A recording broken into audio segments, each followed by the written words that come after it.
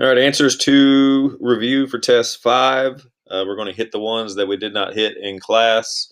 If you missed class on Friday, the answers we covered in class on Friday are on a different video, so you'll want to check that out.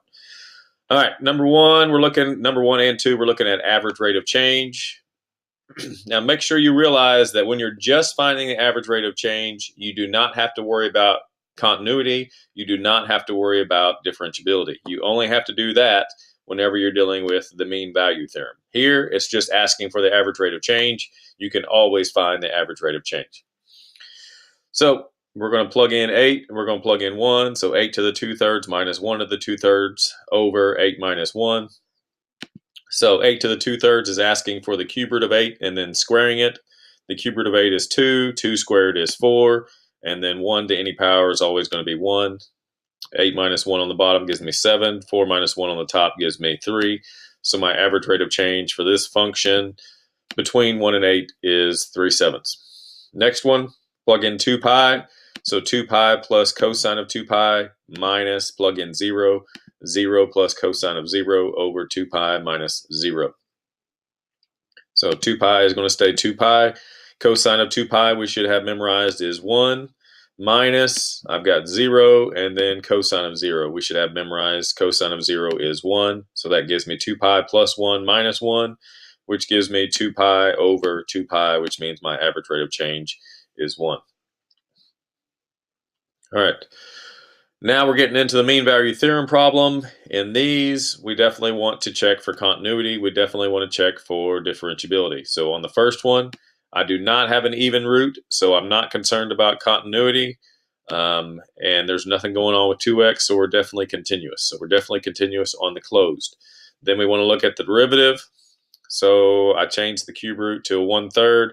So they'll bring the 1/3 down. Inside stays the same. 1/3 minus 1 gives me negative 2/3. And then the derivative of negative 2x is 2. Negative exponent tells me to move this to the bottom. So my continuity issue is going to be whenever this thing is 0. And if I plug 1 in, it makes my denominator 0. 1 is inside my interval, therefore I'm not differentiable, and I cannot apply the MVT. Now, if this number was not in this interval, then I'm fine. I can continue on. But in this case, the number is inside the interval, which means I'm not differentiable, which means the MVT can't be applied. And I'm moving on. Next one, nothing going on here. No even radicals, no fractions, no piecewise, so we're good to go there. So we're definitely continuous on the closed interval. I take the derivative, 3 minus 2x. Same situation, no even radicals, no fractions, no piecewise. We're definitely continuous. So that means we are differentiable. All right, so we're going to find the average rate of change. Whoops. So I plug in 3, so that's 3 times 3 minus 3 squared. 3 times 3 minus 3 squared. I plug in 2, so that's 3 times 2 minus 2 squared. So this right here is going to be 9 minus 9. Minus, I went ahead and distributed the negative here. 3 times 2 gives me a 6. This is 4. The double negative makes it a positive. So I've got a 0, and then these two together give me a negative 2 on top of the 1. Means my average rate of change is negative 2. So then we set that average rate of change equal to our derivative. And we solve, and we get x equals 5/2. Now, if I only get one answer, that answer has to be in my interval. If it's not in my interval, then that means I did something wrong. So 5/2 is definitely my answer. So that means the x value of 5/2 is where the instantaneous rate of change equals the average rate of change. And in this case, the instantaneous and average rate of change at this spot is negative 2. So that's what's going on there. So we proved that the instantaneous rate of change of negative 2 happens on the interval 2/3, and we know that it happens at 5/2 or 2.5. Next one, definitely continuous here. No issues with x, no issues with cosine. Remember, cosine and sine are always going to be continuous. You only run into issues when you're dealing with secant, cosecant, tangent, or cotangent, because those values always have a denominator, so you have to check and see what makes your denominator equal to 0. So we're continuous on the closed. If I take the derivative, derivative of x is 1, derivative of cosine is negative sine. So the double negatives make it a positive. Again, no issues with 1, no issues with sign. So that means that the derivative is continuous, which means f is differentiable. So we're continuous and differentiable, which means the MVT can be applied. So I find my average rate of change. I plug in pi over 2 minus cosine pi over 2, minus, I plug in negative pi over 2, so negative pi over 2 minus cosine of negative pi over 2. So pi over 2 is going to stay. Cosine of pi over 2 we should have memorized as 0. Negative pi over 2 is going to stay. And cosine of negative pi over 2 we should also have memorized as 0. So this double negative right here makes this a positive pi over 2. On the bottom, pi over 2 minus a negative pi over 2, which means I have 2 pi over 2, which is the same thing as pi. On the top, add those together. I also get 2 pi over 2, which is also the same thing as pi. So that means my average rate of change is equal to 1. So I set my average rate of change equal to my derivative, and I solve. I subtract 1, which gives me 0, so I have sine equal to 0. So I need to know where is sine equal to 0, and I need to know where does sine equal 0 on this interval. So sine equals 0 at 0, pi, 2 pi, 3 pi, 4 pi, 5 pi, and so on. But the only one of those that's in this interval is 0. So my C value is 0. So we proved that the instantaneous rate of change that equals the average rate of change does occur on this interval, and it occurs at the x value of 0. 6, we went over 6 in class. We went over 7 in class, so that's on the other video. I can't remember if we went over 8, so we'll go ahead and do 8. Nope, we did 8. I remember doing it. 9.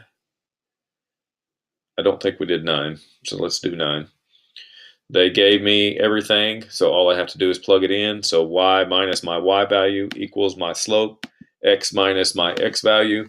I'm approximating for 3.2, so I plug in 3.2.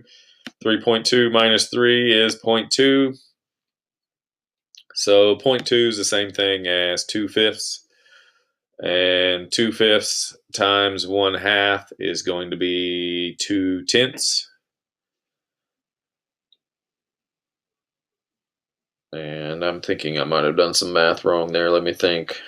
So this is 2/10. That would be 2/20, which is 1/10. All right, yeah, 1/10, which is the same thing as 0.1. So I add the 8 over 8 minus 0.1 gives me 7.9. So my approximation is 7.9. Then it wants to know, is my approximation an over or an under estimate? They told me my second derivative is positive, which means we are concave up. And if I'm concave up, that means I'm an underestimate. But all you have to say is underestimate and then tell me this. All right. We did 10. I know we did 10. We did not do 11.